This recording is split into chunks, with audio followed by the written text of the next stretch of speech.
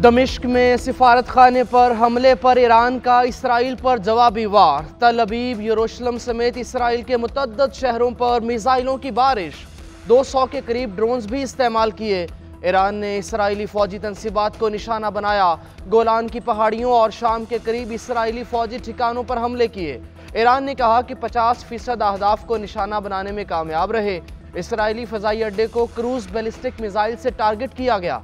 हमले के बाद तल अबीब, यरूशलेम और दीगर शहरों में अफरा तफरी। कई इलाकों में इमरजेंसी नाफिज। ईरानी सदर इब्राहिम रईसी कहते हैं, जारह रियासत को सबक सिखाने का सुप्रीम लीडर का सच्चा वादा पूरा हो गया। ईरानी सदर की इसराइल के खिलाफ कार्रवाई में जुर्रत का मुजाहरा। ईरान ने दर्जनों ड्रोन्स और मिसाइलों से इसराइल पर हमला किया। इसराइल के मखसूस मुकामात को निशाना बनाया गया। ईरानी पासदारान इनकलाब का बयान कहा, ईरान ने इसराइल पर हमले को ऑपरेशन सच्चा वादा का नाम दे दिया। इसराइली फौजी तर्जुमान के मुताबिक इसराइली सरजमीन पर मुतअद्दिद ड्रोन से हमला किया गया। इसराइली मीडिया के मुताबिक ईरानी ड्रोन से इसराइली बेस को मामूली नुकसान पहुंचा। इसराइल ने एतराफ़ किया कि ईरान के 200 ड्रोन्स इसराइली इलाकों तक पहुंचे। ज़मीन से ज़मीन पर मार करने वाले दर्जनों मिसाइल भी फायर किए गए। इसराइली फौजी तर्जुमान ने ईरान को जवाबी कार्रवाई की धमकी देते हुए कहा कि अब तेहरान लरज़ उठेगा। उधर बरतानवी वज़ीर आज़म ऋषि सुनाक कहते हैं, बरतानिया ने मुतअद्दिद ईरानी ड्रोन मार गिराए। सूरत हाल से निमटने के लिए इजाफी तैयारे भेज दिए गए। अमेरिका ईरान पर जारहाना ऑपरेशन में हिस्सा नहीं लेगा। अमेरिकी सदर जो बाइडन ने इसराइल पर वाज़े कर दिया। कहा, इसराइल ईरान पर जवाबी कार्रवाई से पहले हमें आगाह करे। अमेरिकी फ़ौज ने इसराइली दिफा के लिए कई इक़दाम किए। डिफेंस सिस्टम से इसराइल आने वाले मिसाइल्स गिराने में मदद मिली। ईरानी हमले के बाद अमेरिकी सदर छुट्टियां मुख्तसर करके वाइट हाउस पहुंचे। अमेरिका की कौमी सलामती टीम की ब्रीफिंग। ईरान के हमलों पर सूरत हाल से आगाह किया। अमेरिकी सदर जो बाइडन और इसराइली वज़ीर आज़म नेतन्याहू का 2 बार टेलीफोनिक रब्ता। जो बाइडन ने नेतन्याहू को अमेरिका की गैर मुतज़लज़ल और मुकम्मल हिमायत का यकीन दिलाया। ईरान ने इसराइल पर सैकड़ों ड्रोन्स और मिसाइल दागे, जिसकी मिसाल नहीं मिलती। बरतानवी अखबार गार्डियन के मुताबिक कई मिसाइल इसराइली दिफाई निज़ाम को तोड़ते हुए इसराइल में दाखिल हो गए। हमले में सहराई कस्बे के करीब एक 10 साला लड़का मारा गया। न्यूयॉर्क टाइम्स के मुताबिक ऐसा लगता है ईरान की असल अहदाफ गोलान की पहाड़ियों में इसराइली फौजी तंसीबात थी। हिजबुल्लाह ने भी उसी वक्त गोलान पर रॉकेट फायर किए जब ईरानी बमबारी जारी थी। यमन की हौसी फोर्सेस ने भी हमले में भरपूर हिस्सा लिया और मिसाइल फायर किए।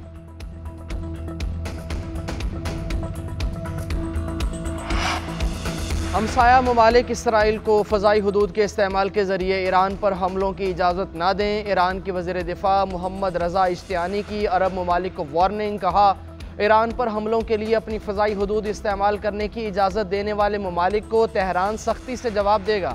अमरीकी हिमायत याफ्ता अरब ममालिक और उर्दवान ईरान का अगला निशाना हो सकते हैं। अरब न्यूज़ के मुताबिक इसराइल का फ़ज़ाई दिफाई निज़ाम ईरानी ड्रोन्स को रोकने में नाकाम हो गया। ईरान और इसराइल के दरमियान फ़ौजी कशीदगी पर दुनिया के कई ममालिक का इजहार तशवीश। चीन और सऊदी अरब का तमाम फरीकों से तहम्मुल का मुज़ाहरा करने का मुतालबा। खलीज ताउन कौंसिल ने कहा कि मामलात को मुज़ाकरात के ज़रिए हल किया जाए। चीनी वज़ारत ख़ारजा ने कहा कि बाअसर ममालिक को अमन के लिए किरदार अदा करना चाहिए। खित्ते में अमन के लिए सालसी का किरदार अदा करने की पेशकश करते हैं। जर्मनी, फ्रांस, कनाडा और बरतानिया का इसराइल का साथ देने का ऐलान। Secretary general UN Antonio Guterres ने फ़रीक़ैन से जंगी इक़दामात फ़ौरी ख़त्म करने का मुतालबा किया।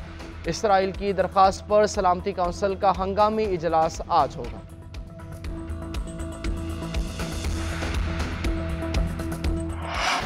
पाकिस्तान का मशरक़ वस्ता की सूरत हाल पर तशवीश का इजहार। तर्जुमान दफ्तर ख़ारजा मुमताज़ ज़ाहरा बलोच कहती हैं, पाकिस्तान की जानिब से कई महीनों से खित्ते में दुश्मनी को रोकने और गज़ा में जंग बंदी के लिए बैनुल-अक़वामी कोशिशों की ज़रूरत पर जोर दिया। तमाम फ़रीक़ैन से मुतालबा करते हैं कि वो इंतहाई तहम्मुल से काम लें। दोनों ममालिक कशीदगी को कम करने की तरफ बढ़ें। अब सूरत हाल को मुस्तहकम करने और अमन की बहाली की अशद ज़रूरत है। आज की पेशरफ्त सिफारतकारी के टूटने के नताइज को ज़ाहिर करती है। पाकिस्तान ने मगरबी फ़ज़ाई हदूद की निगरानी शुरू कर दी।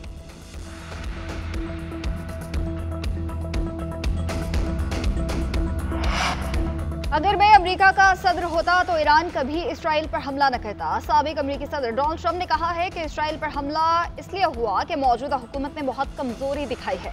इस मामले में मौजूदा हुकूमत की कमजोरी नाकाबिल यकीन है। डोनाल्ड ट्रंप ने जो बाइडेन पॉलिसीज को भी तनकीद का निशाना बनाया।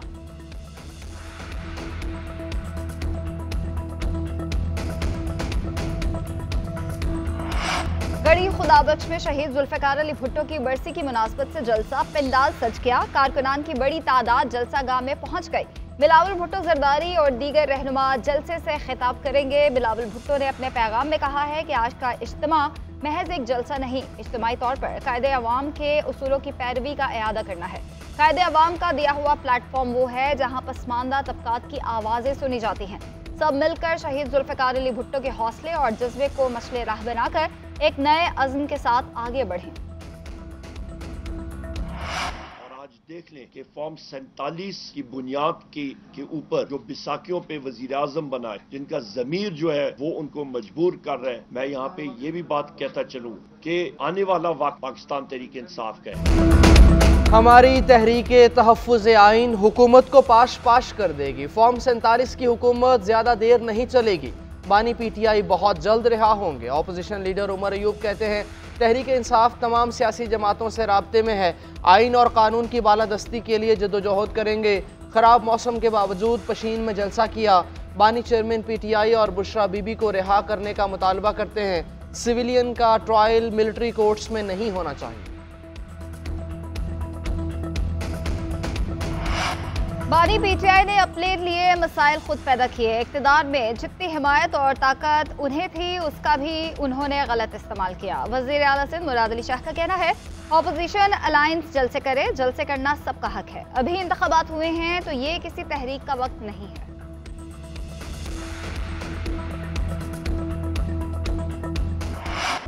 मुल्की इक़्तिसादी सूरत हाल में बेहतरी के लिए हुकूमती कोशिशें रंग लाने लगीं। सऊदी अरब का पाकिस्तान में $7 अरब की सरमायाकारी का फैसला।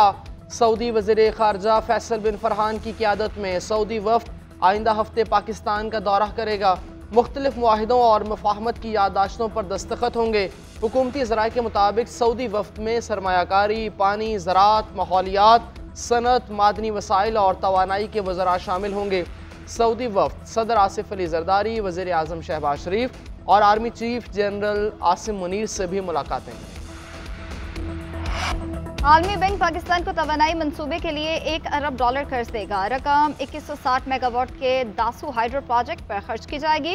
आलमी बैंक के बोर्ड ऑफ डायरेक्टर्स की जानिब से जून में कर्ज की मंजूरी मुतवक्के। दस्तावेजात के मुताबिक मंसूबे की तामीर से पाकिस्तान को फ्यूल कास्ट की मद में सालाना $1.8 अरब बचत होगी। दासो हाइड्रो मंसूबा 7 साल की ताखीर से साल 2028 तक मुकम्मल होगा। इस दौरान मंसूबे की लागत $4.3 अरब से बढ़कर $4.9 अरब हो गई। प्रोजेक्ट पर अमल दरामद से पाकिस्तान को 3 सेंट फी यूनिट के हिसाब से सस्ती बिजली हासिल होगी। कराची के मुख्तलिफ इलाकों में कहीं हल्की तो कहीं तेज़ बारिश। Maripur, Bahadurabad, Tariq road, stadium road, Gulshan Iqbal और अतराफ में बादल बरस पड़े। मेयर कराची मुर्तज़ा वहाब का शहर के मुख्तलिफ इलाकों का दौरा, शाहराह फैसल के मुख्तलिफ चौकिंग पॉइंट्स पर इक़दामात का जायज़ा लिया। महकमा मौसमियात के मुताबिक शहर कायद में आज बहुत ज़्यादा गैर मामूली बारिश का इम्कान नहीं। बादल बरसने का सिलसिला 15 अप्रैल की सुबह तक वक्फे से जारी रहेगा। दूसरे स्पेल में कराची में तेज़ बारिशें होने का इम्कान। 18 और 19 अप्रैल को कराची में गरज चमक के साथ बारिश हो सकती है।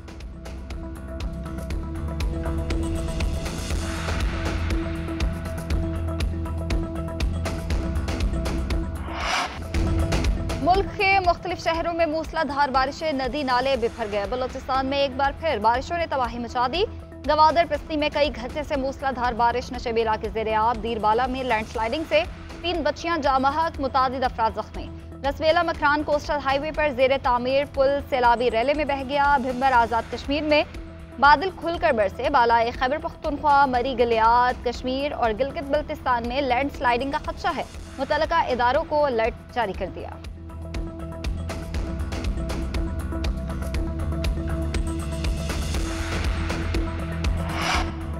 वज़ीर आला पंजाब का आवाम के लिए रिलीफ। पंजाब में रोटी की कीमत 4 रुपये कम कर दी गई। वज़ीर आला पंजाब मरियम नवाज कहती हैं कि रोटी अब 20 की बजाय 16 रुपये की मिलेगी। तमाम अज़ला और मुतल्लिका महकमों को फैसले पर सख्ती से अमल दरामद की हिदायत। अल्लाह रब्बुल इज़्ज़त आवाम के लिए मज़ीद आसानियाँ फरमाए। बलोचिस्तान के नए गवर्नर के लिए मुस्लिम लीग नून बलोचिस्तान के सदर जाफर मंदखेल का नाम फेवरेट। ज़राए के मुताबिक मुस्लिम लीग नून की मरकजी क़यादत ने जाफर मंदखेल का नाम फाइनल कर लिया। वज़ीर आज़म शहबाज शरीफ दौरा कोयटा के दौरान नाम का ऐलान करेंगे। शहबाज शरीफ कोयटा में उसी रोज़ नए गवर्नर बलोचिस्तान के हलफ बर्दारी की तकरीब में शिरकत भी करेंगे। जाफर मंदखेल आम इंतखाबात में अपनी नशिस्त हार गए थे।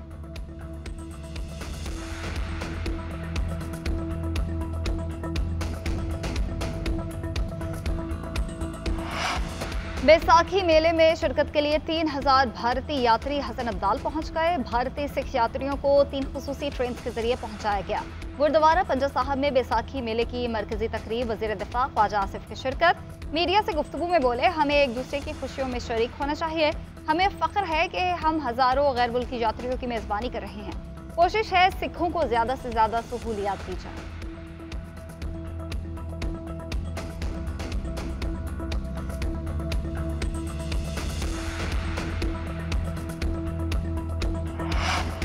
कीवी टीम 5 मैचेस पर मुश्तमिल T20 सीरीज खेलने पाकिस्तान पहुंच गई। एयरपोर्ट पर PCB ऑफिशियल्स ने मेहमान टीम को वेलकम कहा। मेहमान टीम को सख्त सिक्योरिटी में मकामी होटल मुंतकिल कर दिया गया। कीवी टीम 2 रोज़ आराम के बाद मंगल से ट्रेनिंग का आगाज़ करेगी। इब्तदाई 3 मैचेस 18, 20 और 21 अप्रैल को पिंडी स्टेडियम में शेड्यूल। कज़ाफ़ी स्टेडियम लाहौर 25 और 27 अप्रैल को मैचेस की मेज़बानी करेगा। पिंडी में सिक्योरिटी के पेश नज़र अल्लामा इकबाल पार्क को भी 22 अप्रैल तक बंद कर दिया गया। 20 मैचेस की T20 फ़रोख्त के लिए टिकटिंग बूथ भी कायम। पिंडी में टिकटिंग बॉक्स ऑफिस 16 अप्रैल से काम शुरू करेगा।